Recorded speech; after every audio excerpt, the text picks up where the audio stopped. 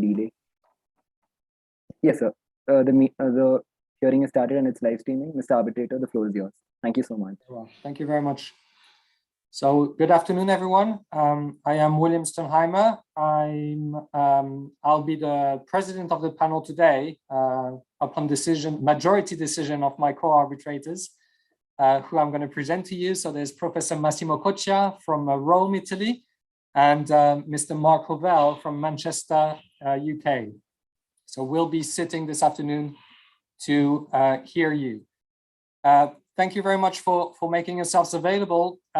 Just a few, before we start with housekeeping matters, would you be able to please present yourselves and let me know who's going to be pleading for each party? So first, maybe for the appellant. Thank you, Mr. Arbitrator. For the appellant, Nehir Akın will be represent the procedural issues on behalf of the appellant, and me, Asena Fulya Seyrekbasan, will represent the merits of the issues on behalf of the appellant. Very well, thank you very much. And for the respondent? Honorable members of the tribunal, please let me introduce my co-counsel, Steffi Punnose. She will address the merits of this procedure. My name is Vincent Fach, and I would like to address the procedural issues.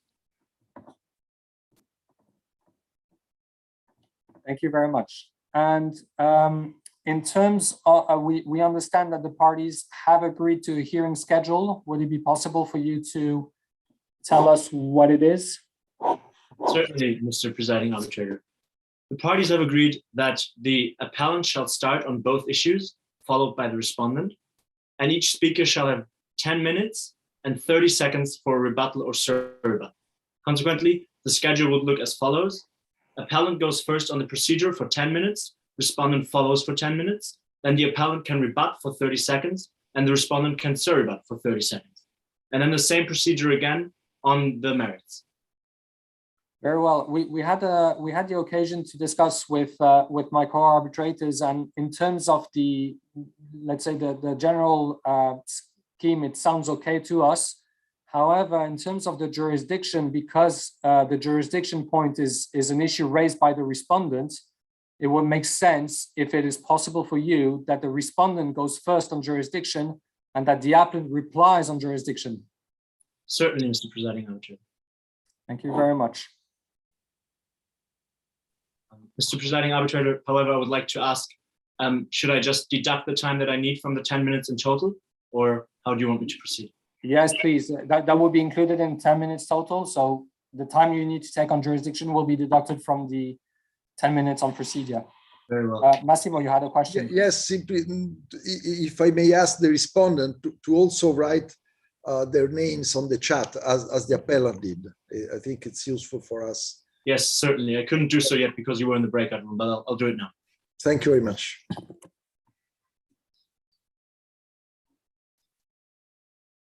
Thank you very much. So maybe, well, until the respondent is writing down the names.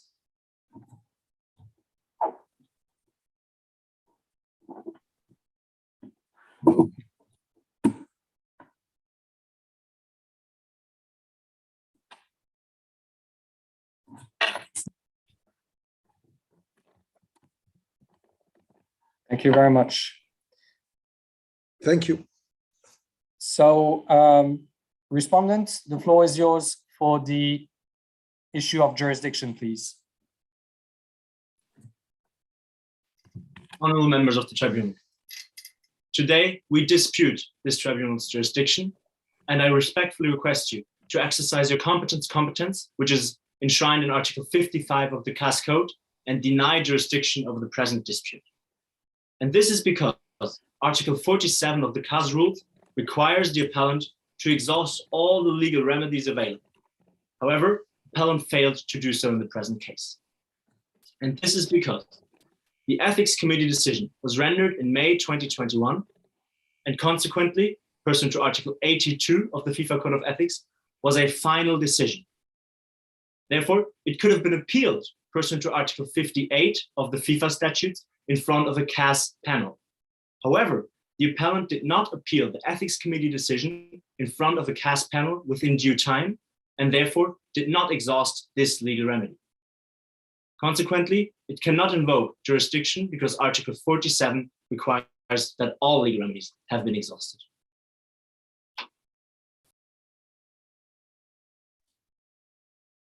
Thank you very much. Appellant? Thank you.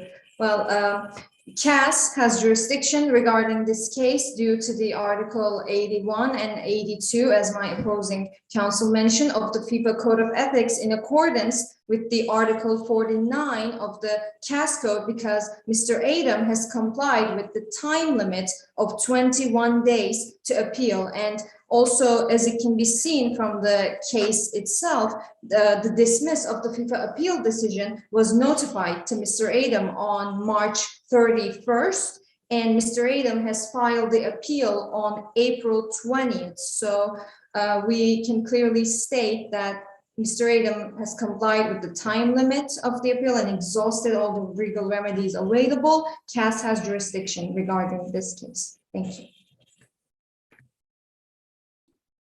Are there any questions from you, Massimo or Mark, on this point?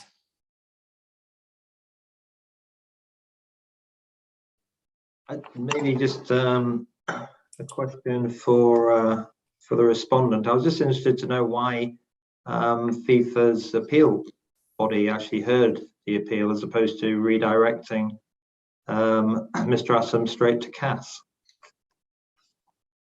Mr. Arbitrator, to answer that question, I would like to briefly give an overview of the timeline of the procedure.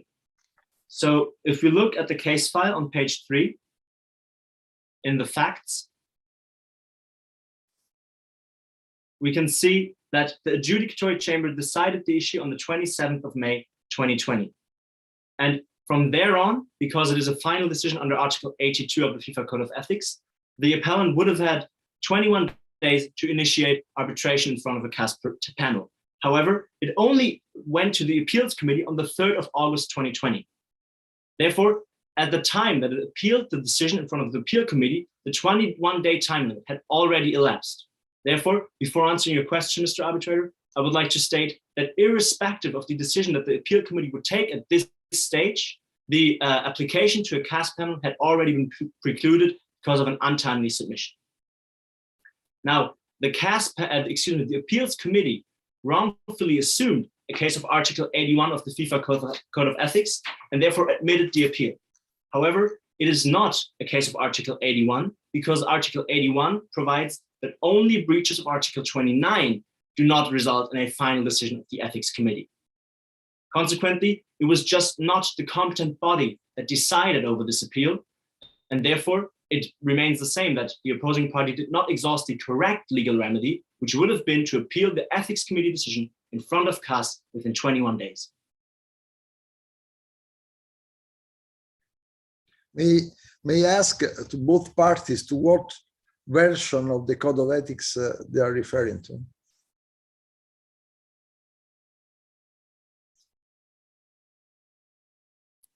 Mr. Arbitrator, we are referring to Article 81 and 82 of the FIFA Code of Ethics. I get that. What version? What from a ratione temporis point of view? Right. So we are referring to the FIFA Code of Ethics 2018 because this is the Code of Ethics that is applicable pursuant to Article 3 of the FIFA Code of Ethics, which provides for a retroactive application. But this is a procedural issue.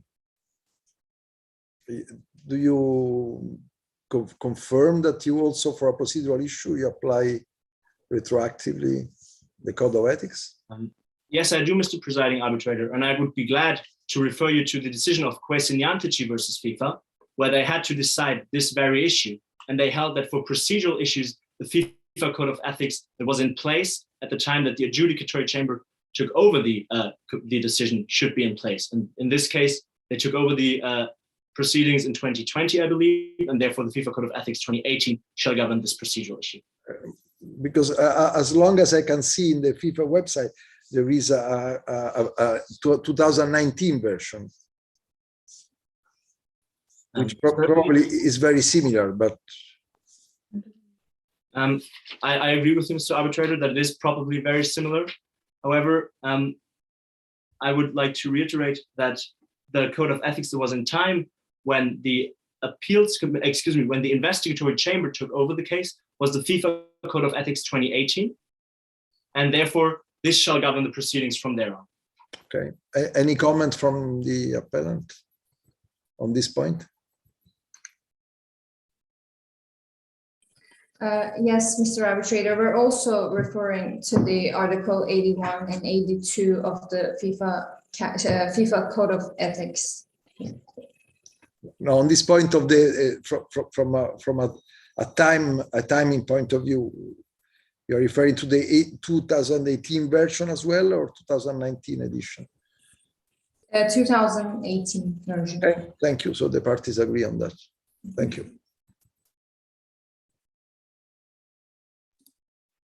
Thank you very much. Unless there are any other questions on this point, Massimo, Mark, no?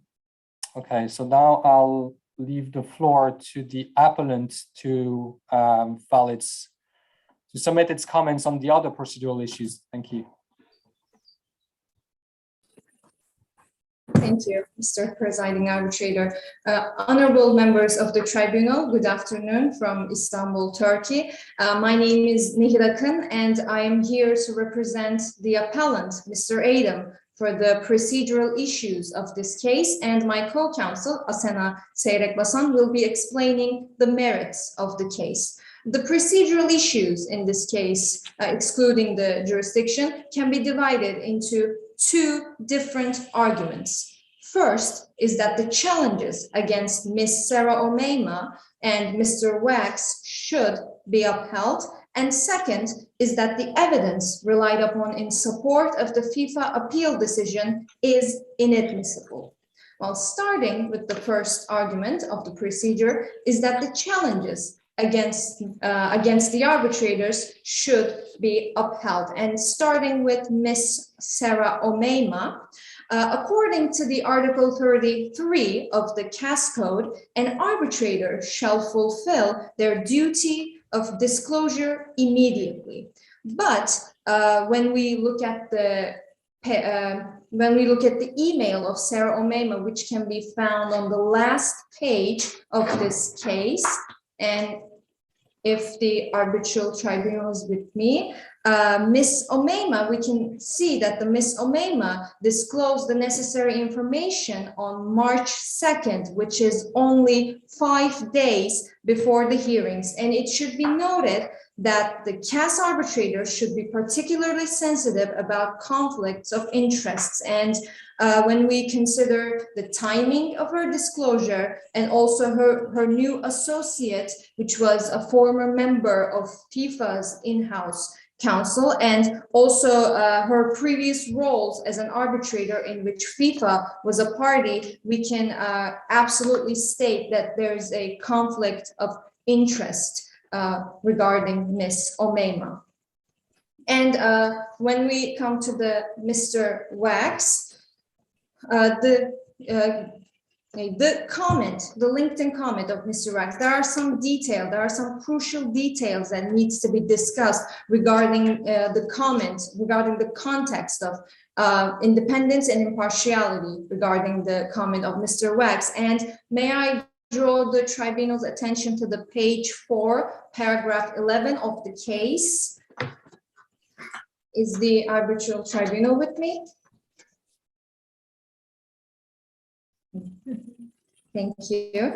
Well, it can be seen from the paragraph that the panel was constituted on November 29, 2021. And on the paragraph 12 of the same page, it can also be seen that the comment of Mr. Wax was published only 9 days before the Constitution on November 20th, 2021. And when we consider the short amount of time gap between the events and the appellant's position on the anti-vaccination, both domestically and internationally, it is an undeniable fact that approach of the Mr. Wax is still current and shall be considered as a threat to independence and impartiality of the arbitral proceedings. And in addition to that, the fact that this comment remains the only comment made by Mr. Wax on LinkedIn to date, and when we examine the language of the language towards the supporters of the anti-vaccination movement, classifying these people as egotistic and uneducated, are certain proofs of Mr. Wax's high sensitivity towards this subject, and rightly makes the appellant worried about the outcome of this proceedings. And from a different perspective, the Sun Yang case is to be mentioned. In this case, the panel agreed that an arbitrator is free to defend their thoughts on, defend their convictions on social media. However, an arbitrator must still express any opinions with a certain restraint, and irrespective of whether he is acting in his capacity as an arbitrator. Thus, the tribunal has annulled a CAS award for bias of its panel chair. And the second argument of the procedure is that the evidence relied upon in support of the FIFA appeal decision is inadmissible. And in accordance with the Article 46 of the FIFA Code of Ethics, and I quote, "Proof that has been obtained by means or ways involving violations of human dignity shall be rejected," end of the quote. And also, if I may draw the tribunal's attention to the procedural order number 1, page 8, question 23. And is the arbitral tribunal with me? Thank you so much.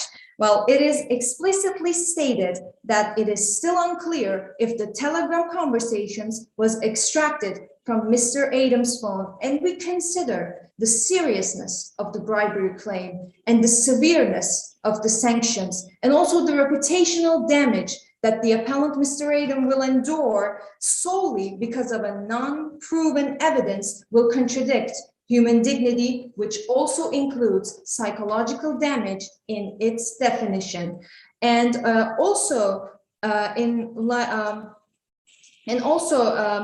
the anonymous witness statement of the taken by the Heartlandian authorities also should not be accepted due to the violations of right to be heard. And for that, in the Contador case, the CAS actually held that the use of protected witnesses is subject to CAS following strict conditions.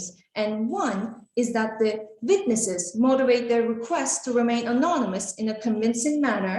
2 is that the court has the possibility to see the witnesses. 3 is that the witnesses would concretely face a risk of retaliation by the party they are testifying against if their identities were known. And 4th is that the witnesses are questioned by the court itself, which must check their identities and the reliability of the statements. And lastly, that the witnesses are cross-examined through an audiovisual protection system.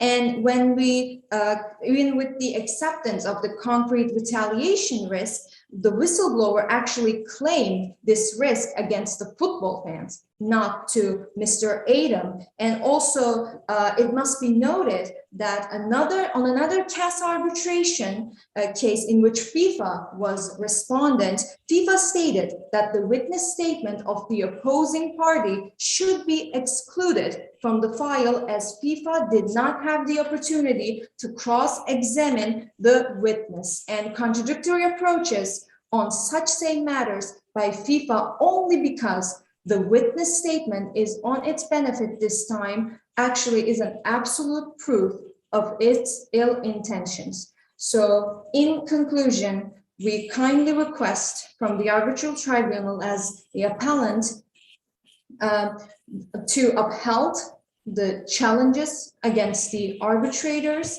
and also consider and declare the evidence as inadmissible.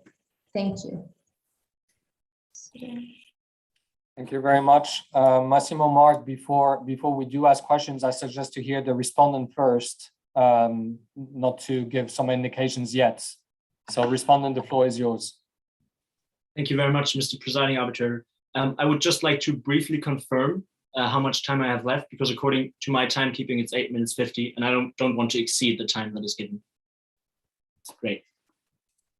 I would have granted you 9, but 8:50 is fine. We'll be precise today. Very well. Honorable members of the Tribunal, regarding the procedural issues, I would like to make 2 further submissions. First, that the challenges to Ms. Umaima and Mr. Vax must be dismissed. And second, that the evidence relied upon by Respondent is admissible. I would like to start with the challenge to Ms. Umaima. And here, the opposing counsel heavily relied on a late disclosure following the duty to disclose circumstances that could give rise to an appearance of impartiality. However, members of the Tribunal, first I would like to note that a failure to disclose is not in itself sanctioned and does not in itself entail a lack of impartiality. And further, there can only be a duty to disclose where there is the appearance of a lack of impartiality. And I would like to argue that there is no such appearance in the present case. And in order to substantiate this argument, I would like to draw the Tribunal's attention to page 28 of the record, Exhibit 8.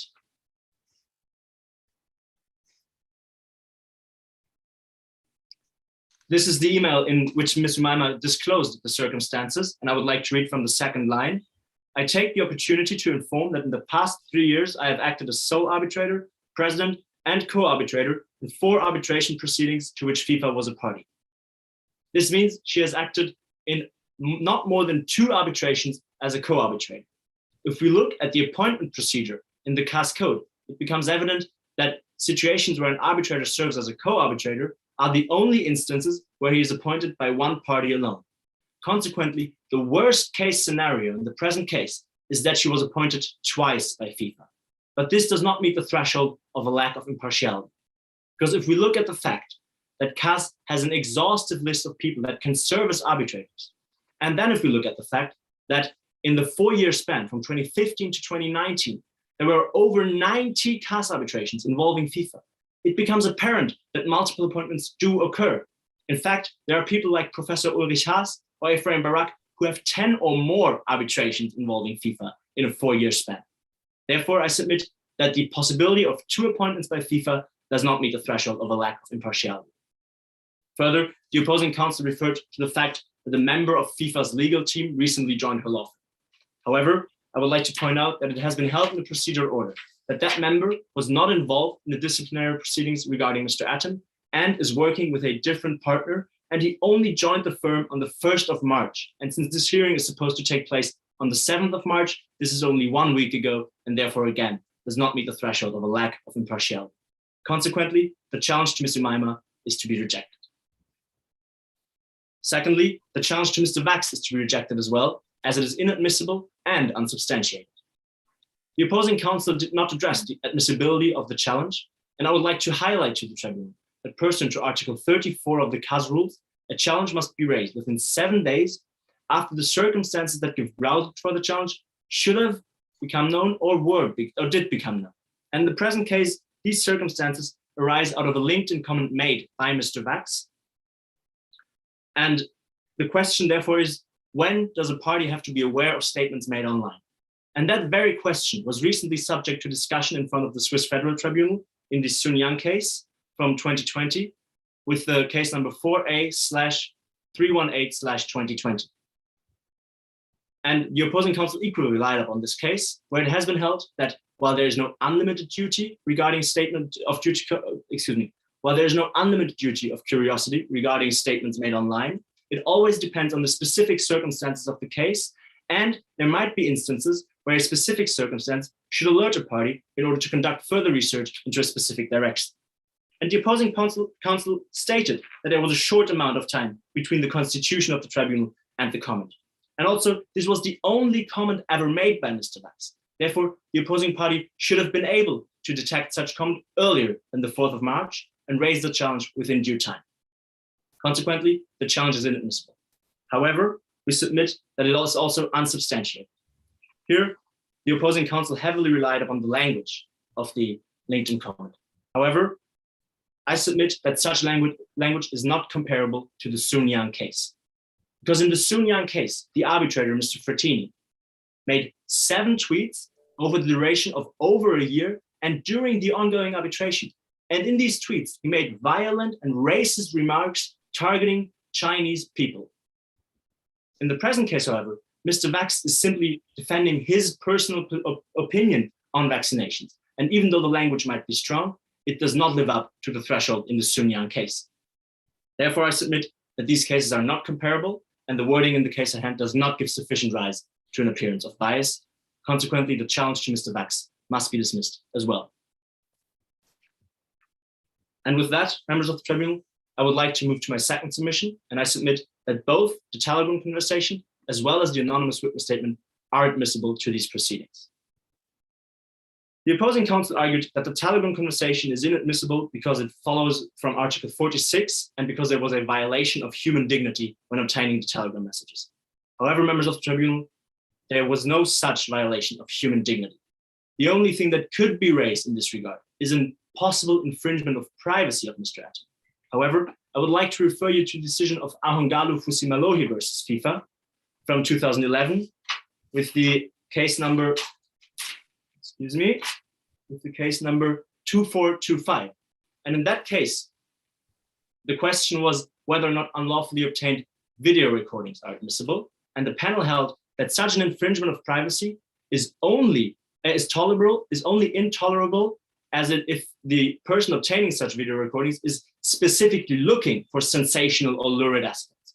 But in the case at hand, everything that can be inferred from the telegram conversation is directly relevant to the case and consequently is also within the public interest to find out what happened in the World Cup election process. Furthermore, the opposing counsel argued that it is unclear from where the evidence was obtained. But I would like to clarify to the tribunal that the burden of proof for substantiating the allegation of forgery is on the party that is bringing forward such allegation, as has been held in the decision of David Savage versus the PTIOS from 2011, in which a tennis player alleged that Skype messages were inadmissible, but could not substantiate this argument any further, and consequently the challenge was dismissed.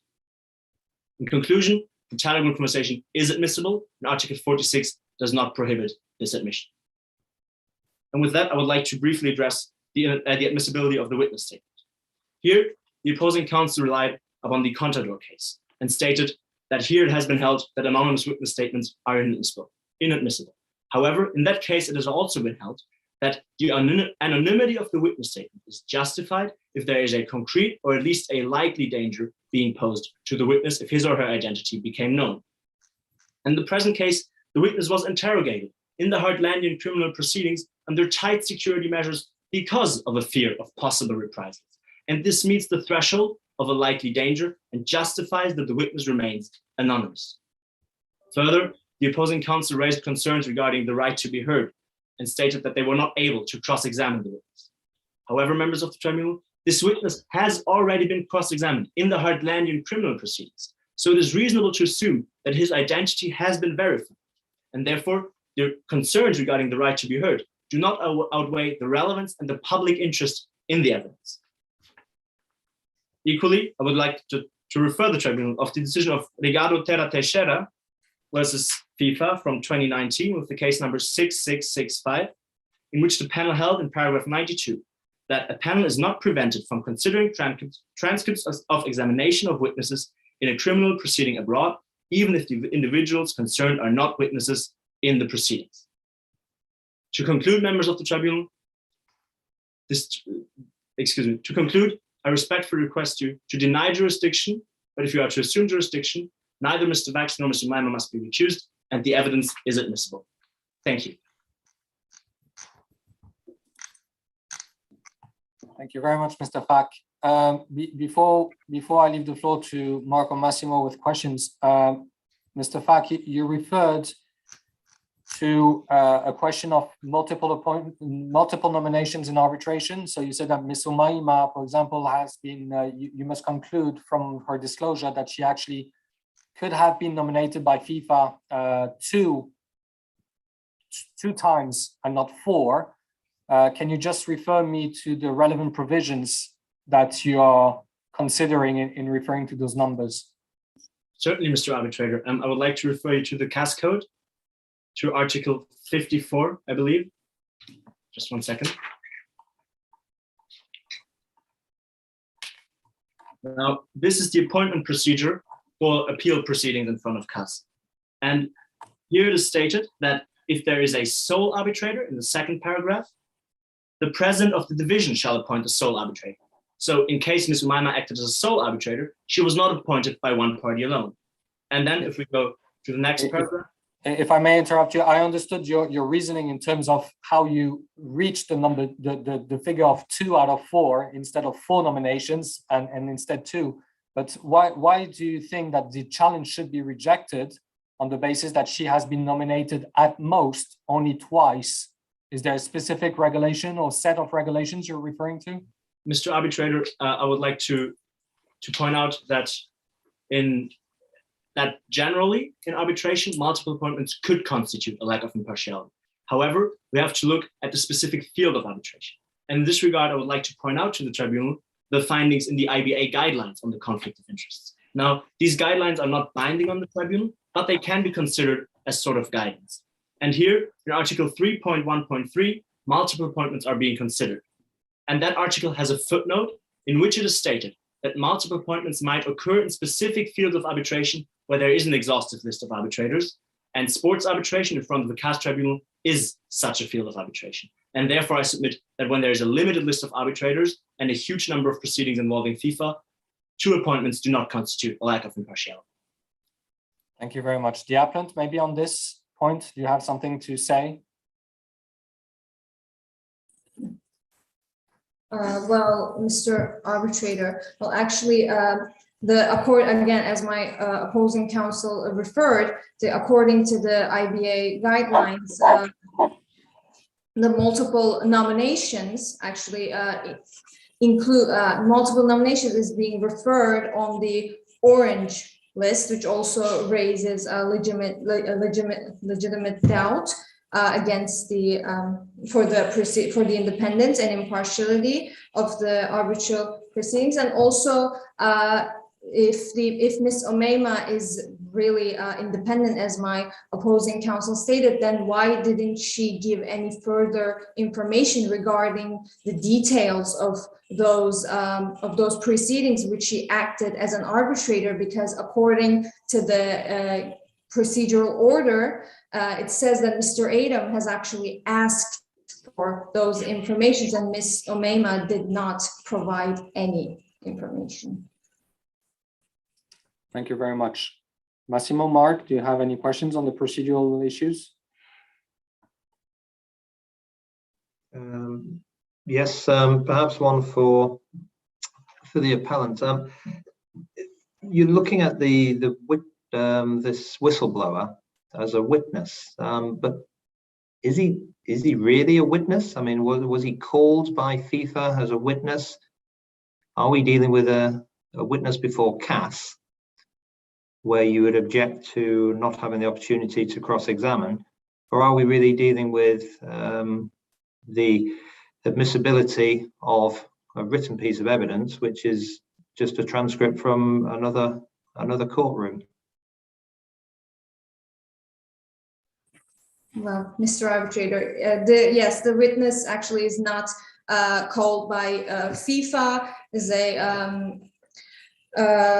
a relevant witness, does not any relations with the parties, and also it is testified by the criminal procedures of the Heartlandian, which is I like to state that the criminal procedures are different from ethics procedures. They should be divided from each other. And also, according to the CAS, as I referred during my pleading, in the CAS actually holds the use of protected witness statements in subject of very strict conditions, and the witness in our case actually does not meet any of those strict conditions. But I suppose that's my point. There isn't actually a witness, is there? It's not that FIFA have been able to find out who the whistleblower is and call that person to give evidence to this courtroom. all they've been able to do is get a transcript from another hearing and put that in front of us. So they don't have the opportunity to examine this witness either. So is this really about respecting your client's right to be heard? If I may add a footnote to what Mr. Hovell just said, we don't have any evidence as to whether in the criminal trials the witness was subjected to cross-examination or not, which is something which is relevant for your argument, I think, isn't it? Yes, exactly, Mr. Arbitrator. The witness was not cross-examined by the officials of Tinyland, which actually is our statement, because as a party of this proceedings, the appellant, of course, we like to have the opportunity to cross-examine this witness and state its authenticity for this, for the sake of these proceedings. Yes, but Mr. Hovell just said that this whistleblower is not a witness here. So how do you deal with that?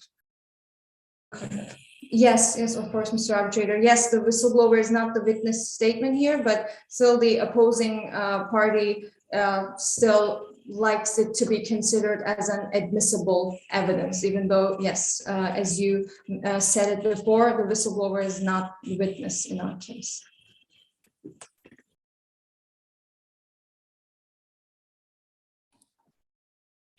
Any other questions, Massimo, Mark? Thank you very much. So I guess it's time to move on to the merits of the case. So I'll give the floor to the appellants, and you have 10 minutes. Thank you. Honorable members of the Tribunal, good evening from Turkey. As already introduced by my co-counsel, my name is Asena Seyrekbasan, and I will be representing Mr. Aiden, appellant side of the case regarding the substantial matters. And additionally, I will also mirror the opposing counsel possible claim in connected with their scalding arguments as well during my pleading. So the structure of the appellant's pleading will divide into 3 different arguments. Firstly, the approach of no sliding scale should be applied when evaluating evidence. Secondly, the requirements of Article 27 did not occur in the present dispute. And thirdly, the imposed sanctions shall be considered unproportionate by the arbitral tribunal. So, starting with the appellant's first argument, opposing counsel will possibly and rightly argue that the comfortable satisfaction should be applied to the evidence presented. And we want to highlight that the counsel for the appellant is completely agree with the fact that in the vast majority of the ethics cases, the panel truly applies the comfortable satisfaction. However, there is a vital exception which should not be overlooked in some serious allegations like bribery and corruption, as in our case. Because in case of serious allegations, there shall be a higher degree of confidence in the quality of evidence, since the bribery, corruption considered as the most serious allegations in the football industry. And also, the counsel for the appellant was not the only individual which examines the no sliding scale approach with this regard as well. Because even in a previous case award between Mr. Valentin versus FIFA, the panel explained, and I quote, "The standard of proof in all cases shall be determined on a sliding scale from, at minimum, a mere balance of probability for the least serious allegations up to proof beyond a reasonable doubt for the most serious allegations." End of the quote. Thus, it is indisputable that the most serious allegations, which is bribery in the football industry, should be examined without a sliding scale. And also, Article 27 should be taken into account in the proceedings as well. But firstly, examining the wording of this provision, it is undoubtedly explicit that what is prohibited under Article 27 is undue advantages. However, returning back to our mock case, may I draw the Arbitral Tribunal's attention to page 8, Exhibit 3. Is the Arbitral Tribunal with me? Thank you. So here we can all see the concrete proof that Mr. Adam actually reimbursed to Mr. Kaiser for all the trips, which can be seen from the concept part of the receipt as well. Furthermore, in any case, the sanction of the imposition of a ban on all football-related activities for 15 years is disproportionate and excessively severe. The imposed sanction, firstly, does not strike the necessary balance between the deterrent and retributive effect such a decision ought to have and the necessary restorative element.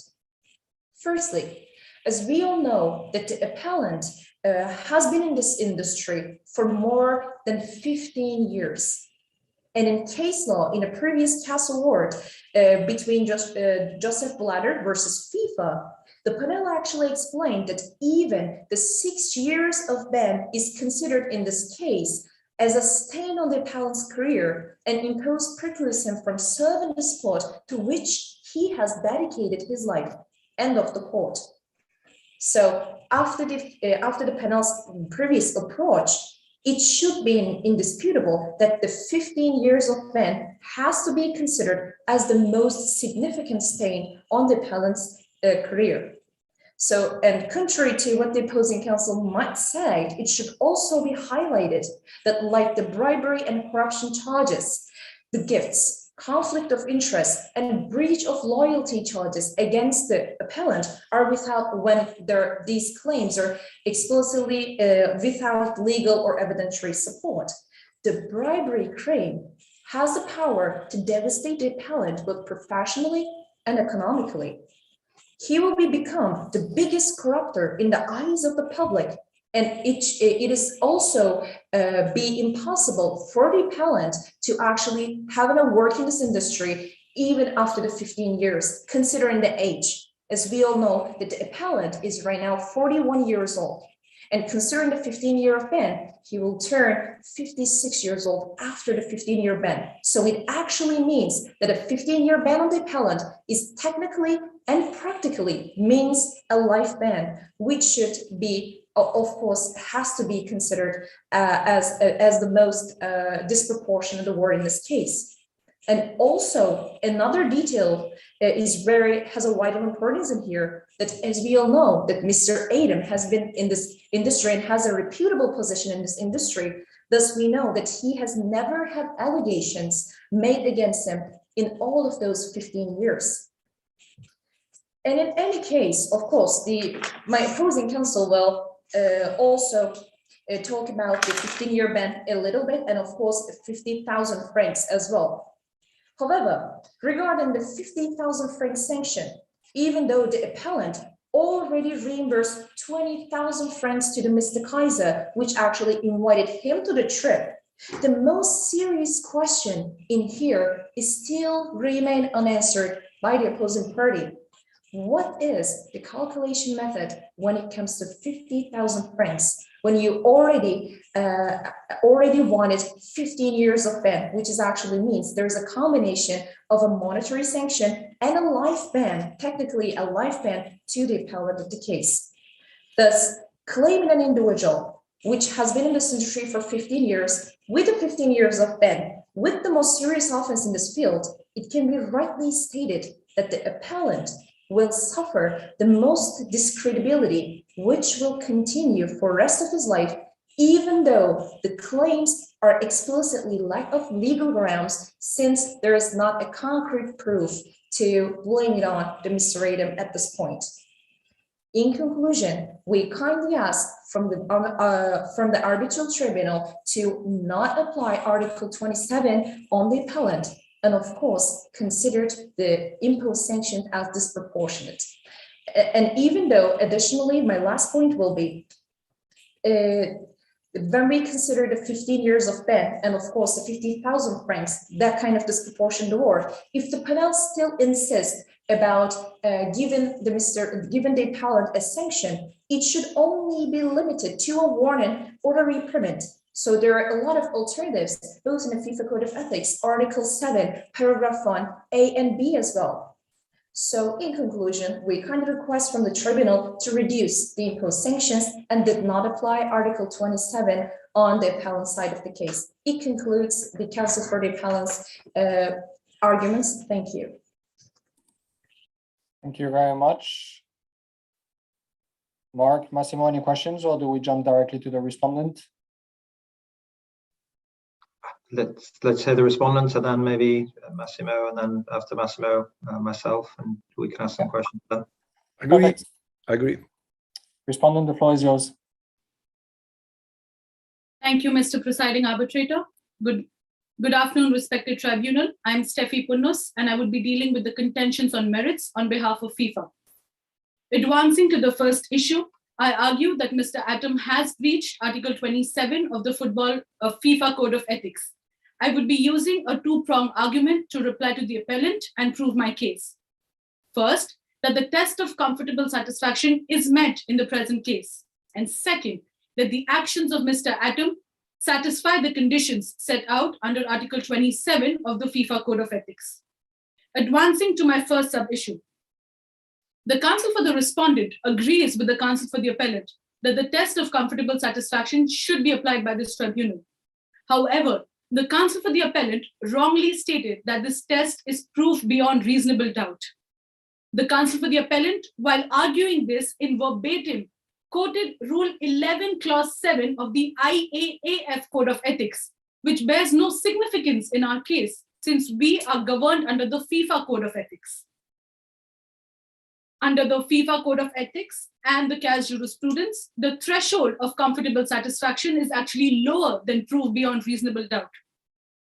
The counsel for the appellant is correct to say that in serious allegations, to prove comfortable satisfaction, the gravity of the alleged wrongdoing and the circumstances of the case have to be taken into consideration.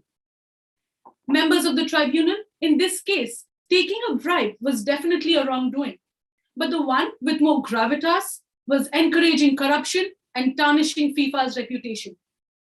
The standard of behavior for top football officials is very high, and nothing is to be done which creates a suspicion that the exercise of their duties, and voting for World Cup being one of them, could be improperly influenced.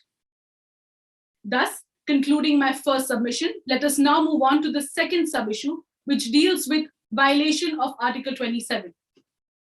The counsel here would like to please let the tribunal note that the counsel for the appellant could not prove that there was no quid pro quo in this case. Let us now move on to Article 27 of the FIFA Code of Ethics. Article 27 defines bribery and states that an official must have accepted, offered, given, promised, or received a personal or an undue pecuniary advantage in order to obtain or retain business or any other improper advantage to or from anyone within or outside FIFA. For the sake of convenience, members of the tribunal, let us now break down this definition into two parts.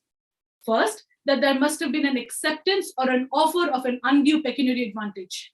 The counsel for the appellant states that there is no undue advantage here. On the contrary, I would now like to state some facts which prove the opposite. First, an acceptance of an all-inclusive trip to Bigland with expensive stay, dining, and gifts. The counsel for the appellant argues that this trip should not be equated to a bribe, as Mr. Atom reimbursed Mr. Kaiser. But the timing of the reimbursement, members of the tribunal, raises some red flags. If you look at the facts of the case, Mr. Atom and Mr. Lenders visited Bigland in July of 2016. But if you look at Exhibit 3 of the moot compromise, it states that the reimbursement happened only in September of 2018, which is over 26 months post the trip.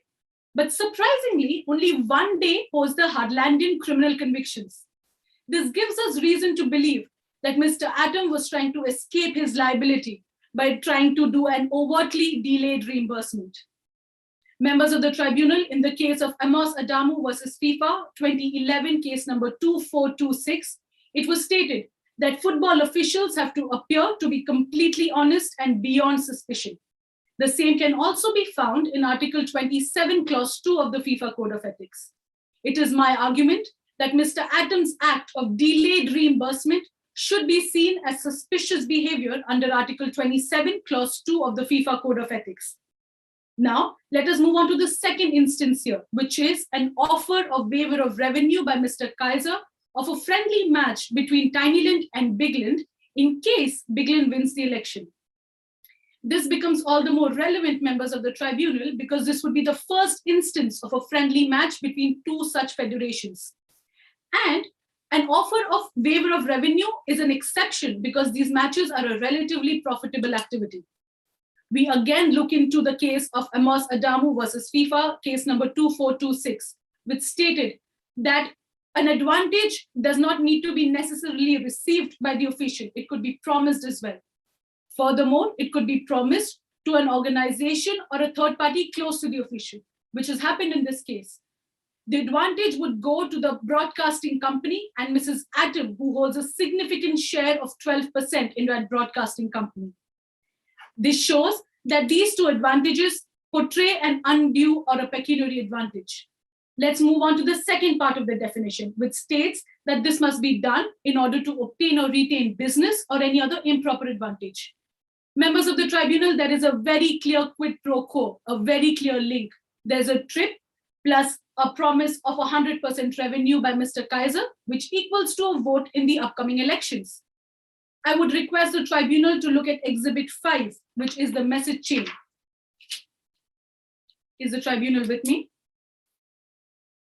Members of the tribunal, please look at the second last message, which says, after all they did for us, the least we can do is vote for them.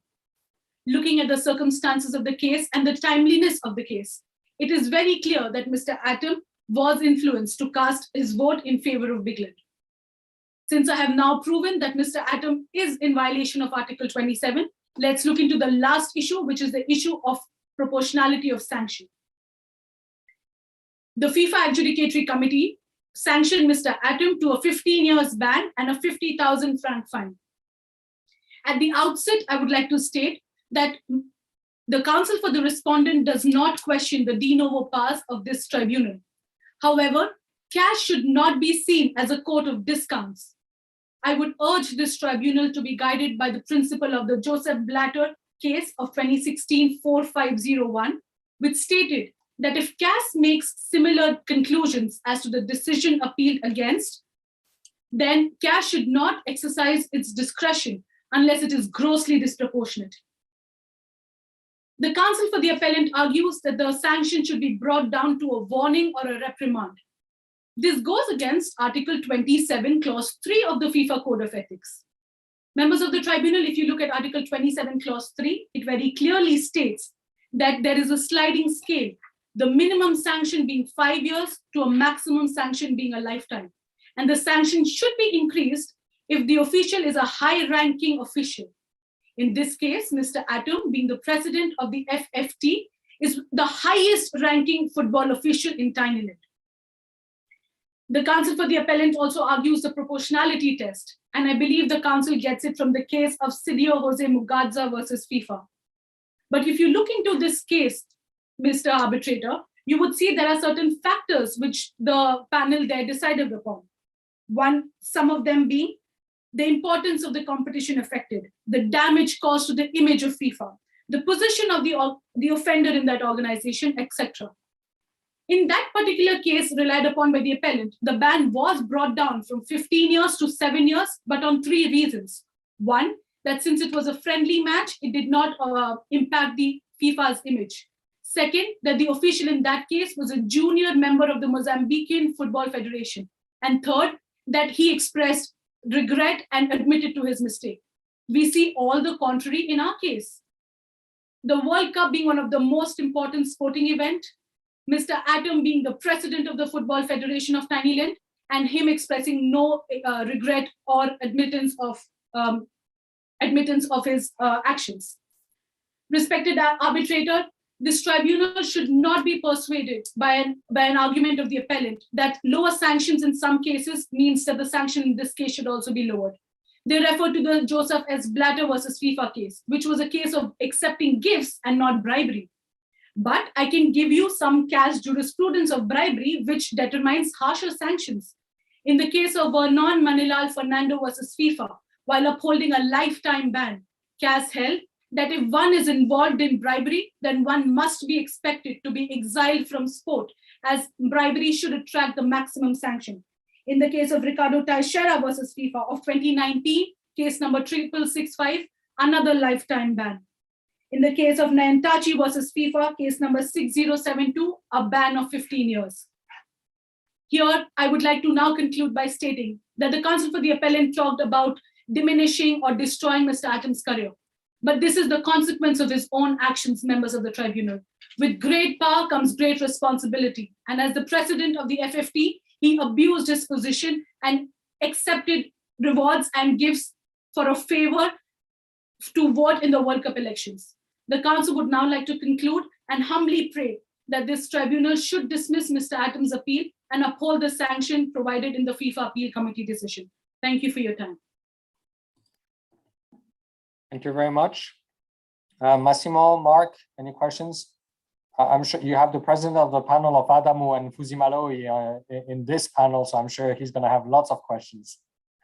Well, I was maybe one question for FIFA. Were you quoting the jurisprudence of Batman or Spider-Man? Sorry, when you said with great power comes great responsibility. Well, we do believe in that, and looking at the power that Mr. Adam held and the power that he abused, we felt that this was the right place to bring that up. Okay, that's good. Well, I guess I have a question for the appellant. I think you rightly pointed out that the more severe the allegations, the more sort of clear and compelling evidence we need. Do you want to maybe just direct us to some of the evidence, so maybe exhibits 4 and 5, and show us where you think the evidence is not clear and compelling? Of course, Mr. Arbitrator, and also there was another claim from the opposing party, so I will really like to answer it. First of all, when we look at Exhibit 5, also my opposing counsel referred, this is a huge contradiction because we as appellants already raised objections of the authenticity of these screenshots as well. But from a different perspective, even though the panel actually wanted to consider this screenshot as an evidence, when we look at the second message from Mark Lenders, it actually said, have you made up your mind about the elections? So it actually means that there is, and of course, Mr. Adam replied as they really know how to do things over there, don't they? And so when we actually look at these specific 2 messages, even though we already raised objections over these screenshots, it actually means that there is not a related intentions between the bribery. And here is actually the concrete proof that my opposing counsel already mentioned, if it answers your question.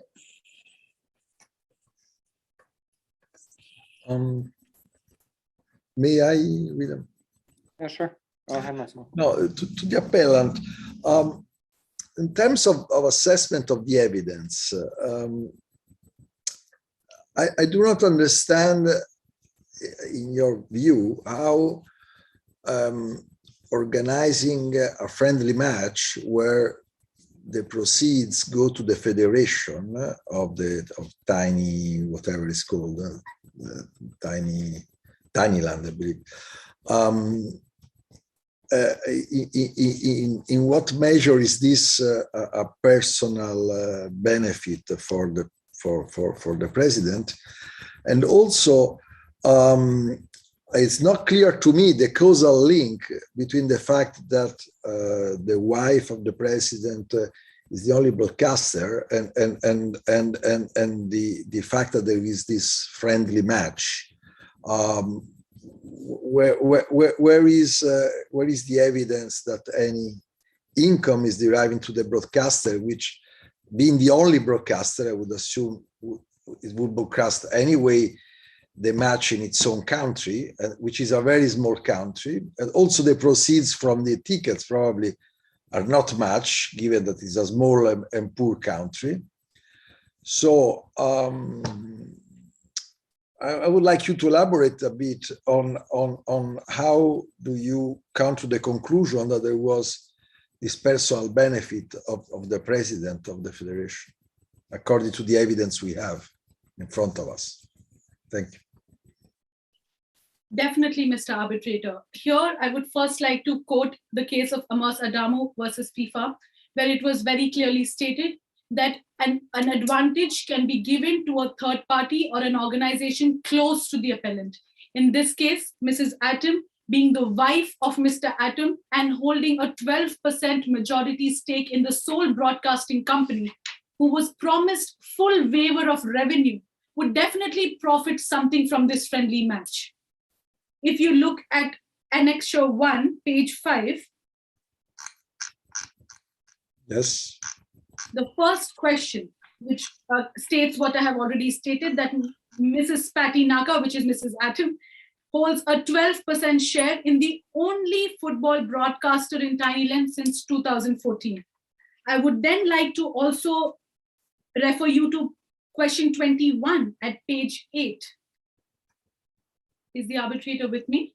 Yes. There was never a friendly match between FFT and FFB.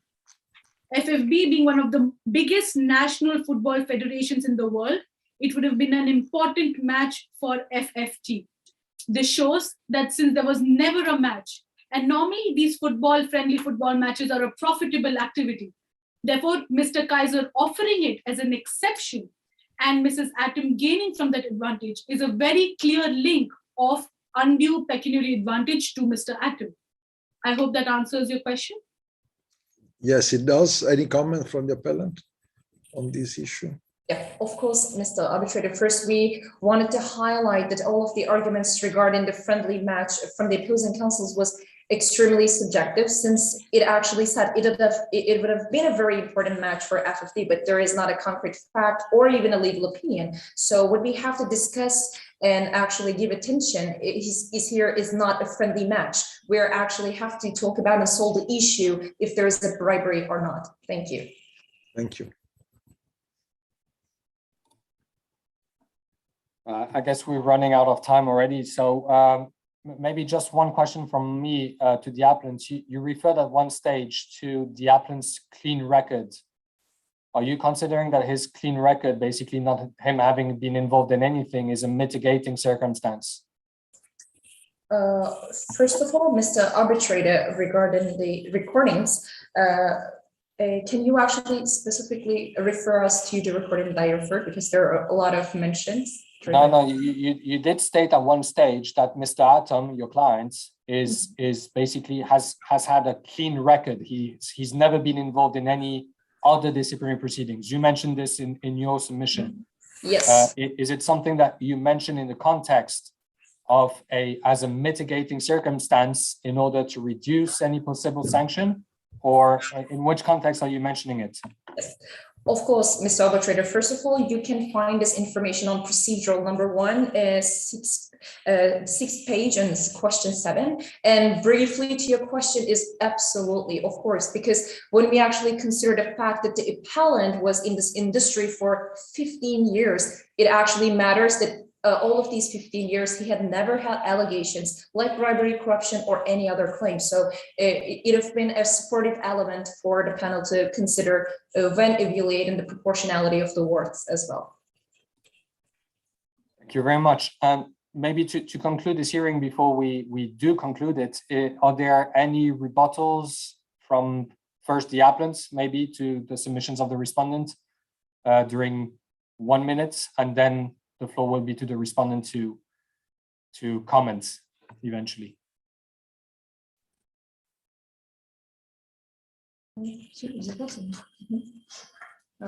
Thank you, Mr. Presiding Arbitrator. Well, regarding to the witness statement of the witness statement, it was the same FIFA in the Joseph Blatter versus FIFA case who excluded the witness statement because FIFA did not have the opportunity to cross-examine the witness. So we like to state the ill intention of the FIFA for behaving on its benefit. Stein, thank you. Any other comments? Any other rebuttals on the merits, maybe? Of course, Mr. Arbitrator. First of all, we wanted to highlight that there is a huge contradiction that the opposing counsel assumed that the counsel for the appellant agreed to comfortable satisfaction. However, we appreciate the fact that the opposing counsel already mentioned the gravity of the bribery claims. That's why actually the panel should not apply comfortable satisfaction and should apply no sliding scale. So there is a huge contradiction in here. And additionally, the counsel for the appellant didn't have to prove anything additional since there is a reimbursement payment receipt in our hands. Also, the opposing counsel failed to mention that there is not a time limit in Article 27 regarding the reimbursement payment. Thank you. Thank you very much, respondents. 1 minute for you. Thank you, Mr. Presiding Arbitrator. I would like to clarify regarding the possibility to cross-examine that in the present case, there is no witness to cross-examine because FIFA is relying on this piece of evidence as a documentary piece of evidence. And Mr. Co-Arbitrator correctly stated that all FIFA was able to do was to procure this witness statement.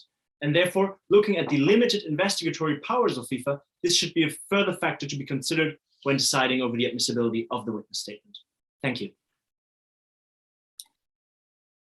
Regarding the rebuttal on merits, I would again like to reiterate the fact that the sliding scale test and the proof beyond reasonable doubt that the counsel for the appellant is pleading is from the IAAF Code of Ethics and not the FIFA Code of Ethics.